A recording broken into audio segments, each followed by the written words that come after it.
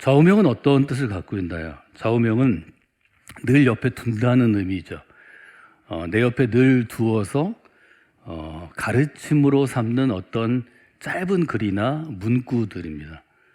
근데 실제로 이 좌우명이 내가 인생의 좌우명이 무엇입니까 할 때는 좀 멋있게 보이려고 이게 좌우명입니다 이렇게 썼던 그 글이 그 사람의 인생의 좌우명이 된 경우도 많이 있습니다. 제 경우도 예를 들어서 지난주에 제가 헬런 켈러의 잘 알려진 명언 혹은 명구 이렇게 나오는 것을 설계해 드렸는데요.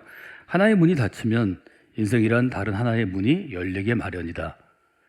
아주 짧은 글이지만 저는 성경에 나오는 인물들에게 하나님이 어떤 일을 행하셨나를 잘 보여주는 그러한 짧은 글이라고 생각합니다. 우리가 아는 많은 인물들, 구약의 모세로부터 시작해서 창세기로 거슬러 올라가면 야곱이나 요셉과 같은 인물들, 또 우리가 알고 있는 이사야나 예레미야나 엘리야나 엘리사와 같은 인물들, 또 우리가 신약에서 만날 수 있는 예수님, 또 바울이나 또 제자들, 여러 사람들의 인생 가운데서 하나의 문이 닫히는 때가 늘 그 인생 가운데 있었던 것을 우리가 기억할 수 있습니다. 저희는 지금 부활절 이후에 우리의 인생을 항해에 비유하고 있기 때문에 조금 전에 찬양했던 태산을 넘어 헝곡에 가도 험한 골짜기보다는 풍랑이 있는 때를 좀 생각해 보면 고난의 때, 어려움의 때, 위기의 때를 우리가 생각해 볼 수 있겠습니다. 인생 가운데 내가 가고자 하는 하나의 문이 닫히는 경우가 많이 있는데 이 경우에 믿음의 사람은 어떻게 될 것인가? 하나님께서 열어주실 다른 하나의 문을 기대하고 그 문을 찾아가는 것이 믿음의 사람이 해야 될 일이라고 성경은 우리에게 강력하게 도전합니다. 또 우리가 알고 있는 신앙의 선배들, 교회 역사를 통해서 우리는 그것들을 배우게 됩니다. 저는 오늘 설교의 제목을 이렇게 정리했는데요. 우리가 항해 가운데 풍랑의 때가 있습니다. 그 풍랑의 때가 오면 풍랑의 때를 견디어내야 합니다. 그 때를 견디고 나면 풍랑은 대개 하루가 지나거나 길어도 이틀이면 멈추는 때가 있기 때문에 그때 우리가 다시 우리의 모든 것을 재정비해서 새로운 문 가운데로 나아갈 수 있습니다. 여러분들의 삶이 이런 항해 가운데 주어지는 하나님의 좋은 일하심 또 진리들을 체험하는 삶이 되시기를 바랍니다. 성경에는 이 새로운 문을 여시는 하나님에 대해서 아주 곳곳에서 증언합니다. 예를 들어서 히브리인들이 노예 상태에 있다가 이집트 왕궁을 떠나서 출애굽해서 약속의 땅까지 가는 것이 구약의 토라의 아주 핵심인데요. 첫 번째 5권의 책들의 핵심적인 내용인데 그 새 길을 찾아가는 여정 가운데 왕궁을 떠나면 자유로운 길이 열리고 젖과 꿀이 흐르는 정말 풍요한 땅 가운데 갈 줄 알았지만 히브리 노예들이 겪었던 것은 문이 닫히는 것이었습니다. 커다란 물이, 즉 홍해가 그들을 가로막았습니다. 굶주림이 그들을 가로막았습니다. 광야 가운데 낮에는 너무 덥고 밤에는 추운 일들이 그들을 가로막습니다. 독충들이 그들을 고통스럽게 합니다. 내부의 갈등이 그들을 가로막았습니다. 그들이 그토록 따랐던 리더에 대한, 모세라는 지도자에 대한 불신과 원망과 불평이 그 길을 가로막기도 합니다. 그들이 주저앉았다면 아마 거기서 이야기가 끝이 났을 것입니다. 근데 하나님께서는 믿음의 사람들을 통해서 그 닫힌 문 앞에서 주저앉거나 불평하거나 고통하거나 어려운 사람들에게 새로운 문을 열어주시는 것을 우리가 보게 됩니다. 이사야는 그 하나님을 이렇게 표현합니다.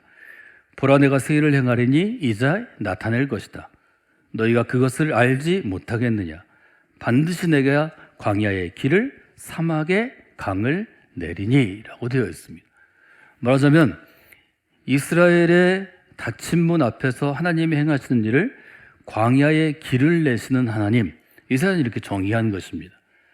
사막의 강을 내시는 하나님, 이렇게도 정의할 수 있겠습니다. 신앙생활에는 어떤 것인가요? 내가 걸어가는 길에서, 인생의 광야에서 광야의 길을 내시는 하나님을 만나는 것입니다. 그분의 도움으로 새로운 길을 걷게 되고 그 새로운 길을 통해서 얻게 되는 좋은 꽃들과 연배들과 또한 의미들을 함께 나누는 것이 신앙생활이라고 볼 수 있습니다. 사막에 강이 나는 역사를 경험하는 것입니다. 사막에 강이 나므로 그 강이 생명을 살리는 물이 되어서 죽었던 생명들이 다시 살아나고 시들었고 말랐던 생명들이 다시 꽃피어지는 그런 일들을 우리가 경험하는 것이 신앙이라고 볼 수 있겠습니다. 여러분이 인생의 항해 가운데 믿음으로 이 인생의 항해길을 떠나실 때 이런 경험들이 있는 그런 그리스도인의 삶을 살아가시기를 주님의 이름으로 축원해 드립니다. 바울은 풍랑의 때를 견디었기 때문에 바울이 그토록 소망했던 로마에 도착할 수 있었습니다. 그것이 28장 사도행전의 마지막 부분입니다. 바울은 드디어 꿈꾸던 로마에 도착합니다. 바울은 늘 복음 전하기를 원했던 로마라는 도시에 드디어 가게 됩니다. 이게 정말 중요한 순간이죠. 제가 좌우명 이야기를 해드렸는데 제게 아주 좌우명처럼 제 옆에 있던 또 짧은 글은 이런 글입니다. 모든 것이 끝났다고 여겨지는 순간이 있게 마련이다. 그때가 곧 시작이다. 제가 대학교 들어가기 전에 17세, 18세, 19세 때는 병 때문에 대학교에 갈 수 있을지 20살이 될 수 있을지를 고민했다면 이제 40을 앞둔 30대 후반에는 유학을 간 보스턴에서 어려움을 경험했습니다. 부활절을 앞두고 사순절 끝나기 2주 전쯤이었는데요. 제가 혼자 있던 기숙사에서 쓰러져서 기절해서 잠깐 정신을 잃었습니다. 언제 정신을 잃었는지는 잘 모르지만 이제 시험이나 또 레프트를 쓰느라고 계속해서 좀 잠을 못 자고 이런 어려운 때였는데요. 새벽에 한국에서 전화가 와서 그래서 깨게 되었습니다. 이대로 있으면 죽을 것 같다고 생각이 돼서 거기서 전화를 다시 걸기 위해서 기어서 그 전화기까지 가는 그 짧은 아주 정말 짧은 거리인데요. 2, 3m 거리를 함께 유학 와 있고 저랑 가깝게 지냈던 친구 유학생에게 나를 좀 병원으로 옮겨달라고 연락을 하려고 전화기까지 갔는데 가는 시간이 너무 길었고 깜빡깜빡하는 좀 어려움이 있었습니다.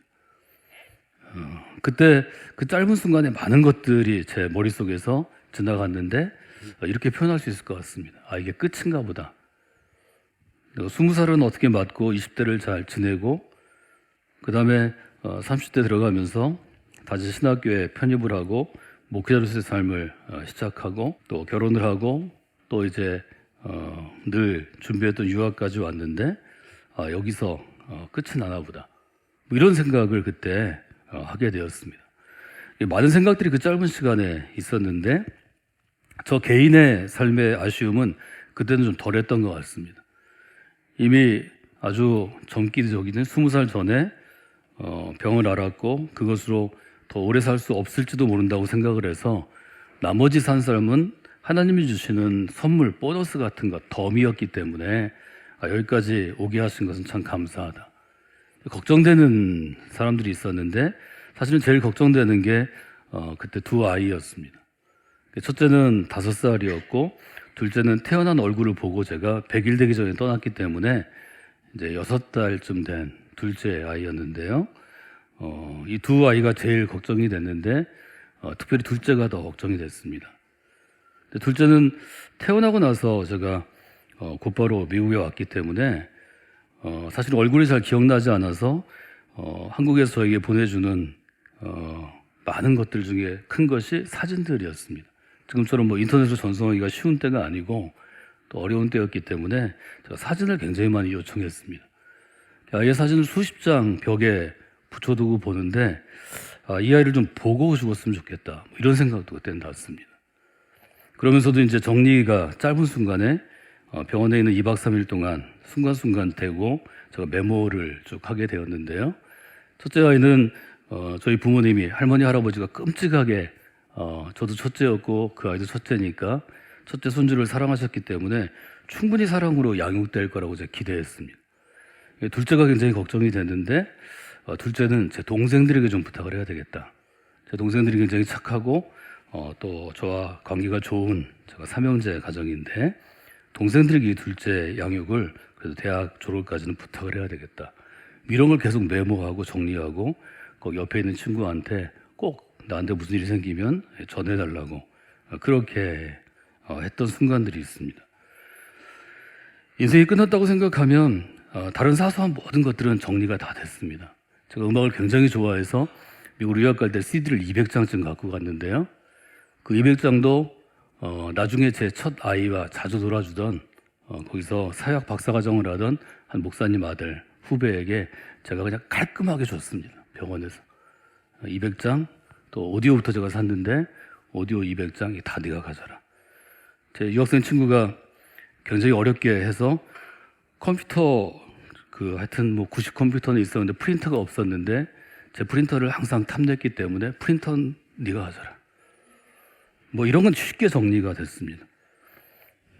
그러나 아이들이 제일 걱정이 됐고 그 아이들을 이제 혼자 키워야 되는데 키우는 것도 생각이 많이 났습니다.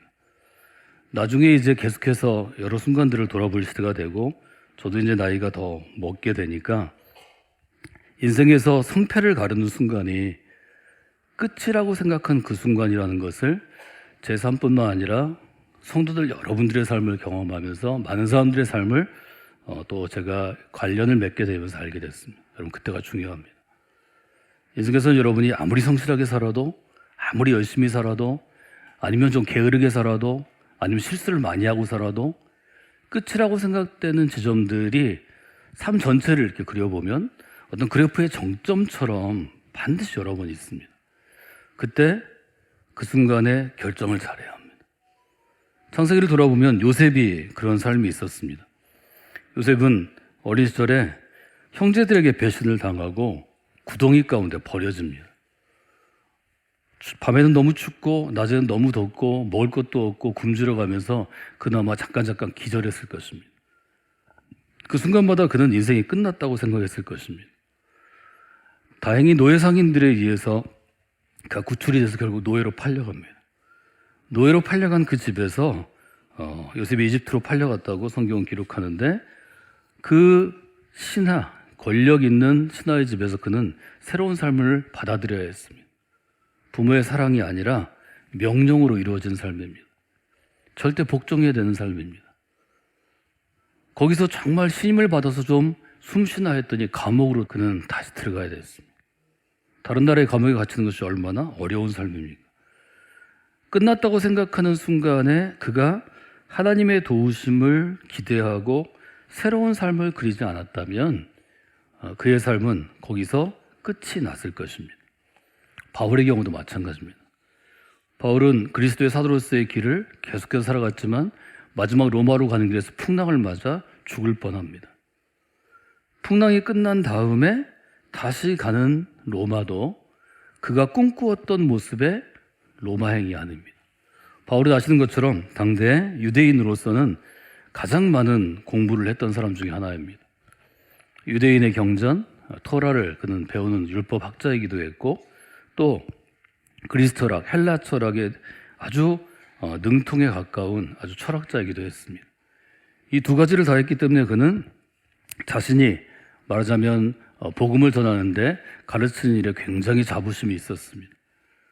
그는 최고의 교사였고 또 최고의 설교자였고 최고의 저술가였습니다. 그러나 바울이 자유롭게 로마에 가서 사람이 많이 모이는 번화가 가운데 시장 가운데 혹은 어떤 학원이나 학교 가운데 그가 서서 복음을 전한 게 아니었습니다.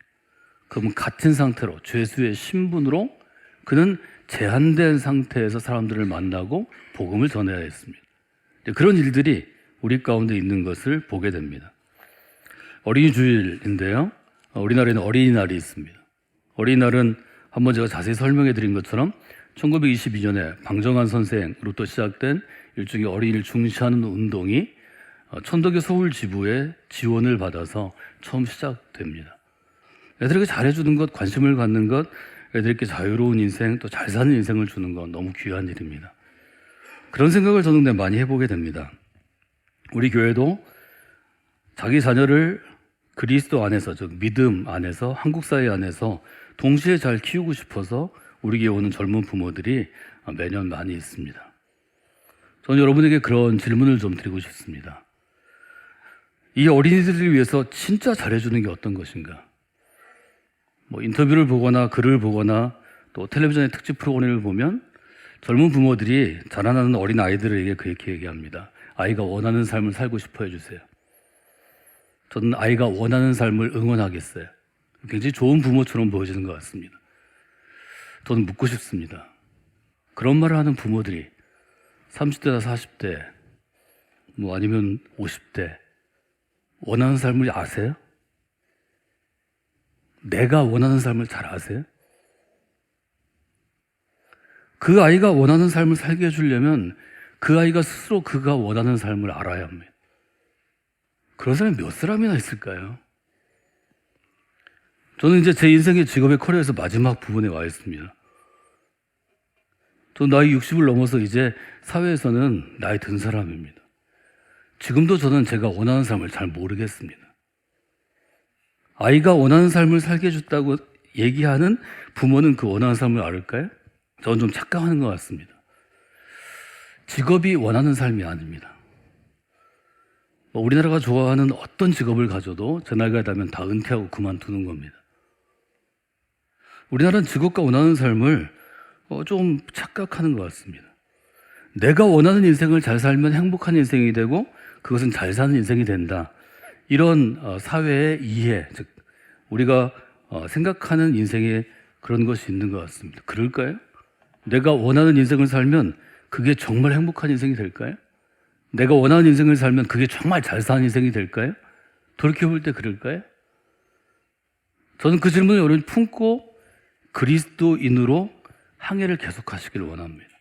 어느 순간 하나님께서 우리의 인생에 갖고 계시는 뜻과 계획을 아는 순간이 있게 될 것입니다. 바울의 측면에서 보면 내가 원하는 인생이 잘 사는 인생인지, 아니면 바울은 자기가 원하는 인생을 지금 사실 끝까지 못 사는 겁니다. 로마에 왔는데 죄스러운 바울이 하나님이 부르신 그 부름받은 인생이 잘 사는 인생인지를 여러분들이 나이 들어갈수록 성숙해질수록 신앙이 자라날수록 많이 고민하셔야 합니다. 지금 바울의 삶은 로마에 들어왔을 때 학자들에 따라 다르지만 만 57년하고 후반기로 봅니다. 그러니까 58세 정도입니다. 바울이 로마에 있다가 2년 후에 순교당합니다. 그 당시에 58세는 지금으로 얘기하면 거의 80세 가까이 되겠죠. 삶을 다 완전히 산 삶입니다. 그 부름받은 인생은 우리 교회가 쓰는 제 언어로 바꾸면 쓰임받은 인생입니다. 바울의 스토리를 보면서 내가 원하는 인생과 부름받아 쓰임받는 인생 중에 어떤 것이 더 잘 사는 인생이고 어떤 것이 더 행복한 인생인지를 자꾸 여러분이 물어보셔야 합니다. 이것은 모든 그리스도인에게 주어진 항해 가운데, 인생의 항해 가운데 풀어야 될 과제라고 저는 생각합니다. 이 과제를 저희들이 잘 풀어내야 여러분의 신앙생활이 진리가 너희를 자유케 하리라는 그 진정한 자유 가운데 나아갈 수 있지 않을까 이렇게 생각합니다. 바울로 다시 돌아가서 얘기하면 로마에 들어갔을 때, 로마에 항해를 해서 로마에 가서 복음을 전할 때 바울이 원하는 인생은 자유인이었습니다. 자유롭게 내가 가고 싶은 곳에 가고 내가 원하는 사람들에게 복음을 전하고 내가 원하는 때 복음을 전하는 것입니다. 그런데 지금 하나님께서 로마까지는 가게 하셨지만 로마에 있는 바울의 인생은 죄수의 인생입니다. 말하자면 하나님이 열어주시는 새로운 문은 내가 꿈꾸던 문과는 그 모습이 아주 많이 다를 수 있을 것입니다. 그 다른 것 가운데 바울은 여러 가지를 배운 것 같습니다. 아니면 사도행 28장을 읽는 우리와 같은 후대의 그리스도인들에게 여러 가지를 배울 것을 우리에게 도전하시는 것 같습니다. 바울이 자유인이 아니라 죄수가 되었을 때 우리가 볼 때 유익한 점이 하나 있습니다. 하나는 어떤 것인가 하면 23절에 있습니다. 23절 한번 저기 읽어볼까요? 그들이 날짜를 정하고 그가 유숙하는 집에 많이 오니 바울이 아침부터 저녁까지 강론하여 하나님 나라를 증언하고 모세의 율법과 선지자의 말을 가지고 예수에 대하여 권하더라. 여기 날짜를 정하고는 예약하는 거죠. 쉽게 말하면 우리가 병원에 갈 때 예약하고 갑니다. 근데 병원에 갈 때 우리는 병이 점점 중해질수록 가벼운 병은 언제든지 나를 만날 수 있는 가까운 지역 병원에 가지만 조금 심각한 검사를 하든지 판단을 내려야 되면 반드시 예약합니다. 여러분, 오늘 전화 걸면 내일 당장 만날 수 있는 의사 선생님에게 여러분의 중한 질병을 맡기겠어요? 아니면 수많은 사람들이 그 병의 전문이고 명의라고 생각해서 3달, 6달, 1년 밀려있는 분에게 여러분이 결정을 맡기겠어요? 바울이 만약에 사람들을 찾아다녔다면 더 영향력이 있고 더 복음을 들어야 될 사람들을 찾는 것이 더 제한될 수 있습니다.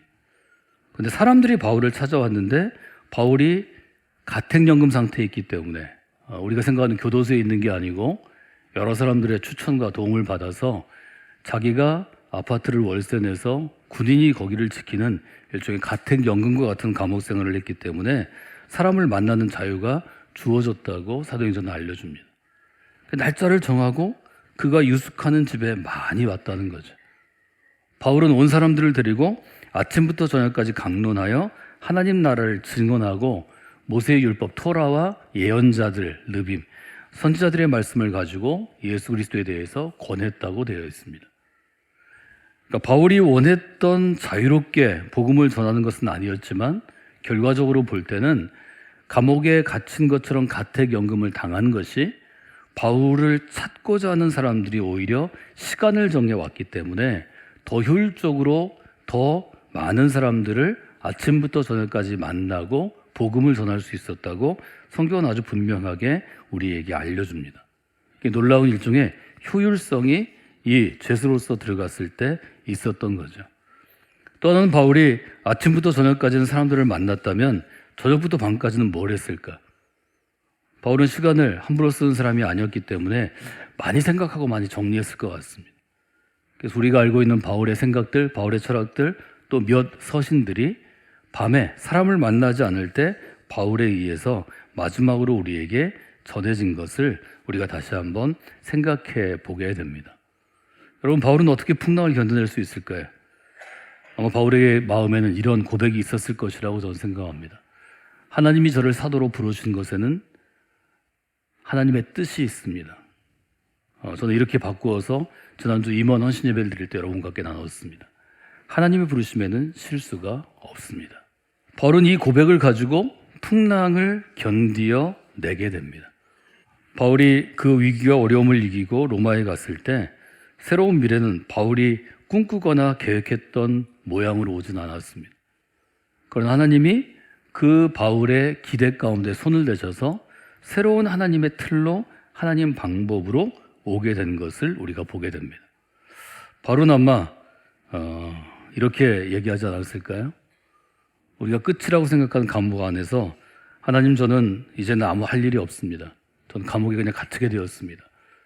이렇게 얘기하지 않고 하나님, 이제 저는 감옥에 갇히게 되었습니다.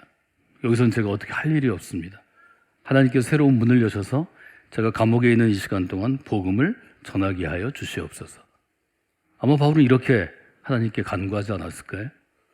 풍랑의 때를 지난 다음에 새로운 문을 열게 되는 새로운 문을 여는데 쓰임받는 인생의 특징이 전 여기 있다고 생각합니다. 여러분, 신앙으로 성실하게 신앙생활 하시고 또 믿음으로 아름답게 사셔도 다친 분이나 혹은 감옥에 갇힌 것과 같은 끝에 온 것 같은 느낌의 그러한 상황 가운데 여러분이 처하실 수 있습니다. 그때 여러분이 간절하게 하나님 앞에 나아가시는 분들이 되시면 좋겠습니다. 하나님, 제가 원하는 문은 닫혔습니다. 그러나 하나님, 새로운 문은 여실 수 있습니다. 제게 남은 시간 동안 하나님께 쓰임받음으로 이 새로운 문 가운데 하나님 제게 맡겨준 일을 감당하기를 원합니다. 여러분 기도하실 때 하나님께 새로운 문을 열어주실 것입니다. 그런 항해 가운데 여러분이 나아가시는 이 한 주가 되시기를 주님의 이름으로 축원해 드립니다.